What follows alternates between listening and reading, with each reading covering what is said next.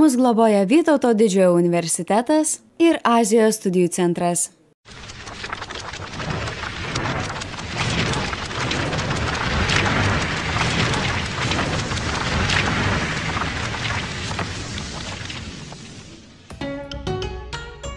Septintąją dieną pagal Mėnulio kalendorių Kinų kalbos ir kultūros klubas Vuvei kartu su Konfucijos instituto bei Vadų Azijos centro pagalba pakvietė į Kinų naujųjų metų šventę.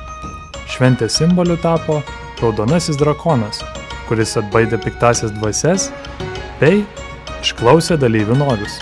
Vakarinėje dalyje dėstytojų padedami gaminame tradicinius koldūnus džiaudzi. Džiaudzi tai svarbiausias metuose naujųjų metų vakarienės patiekalas Kinijoje.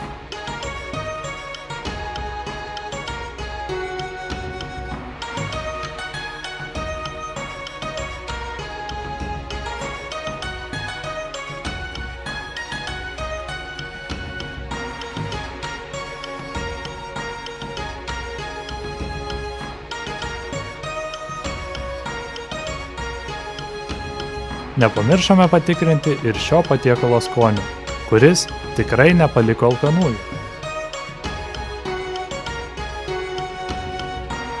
Šventės metu buvo pristatyti ir kiniški karpiniai, o gražiausių karpinių autoriaus laukė dovanos.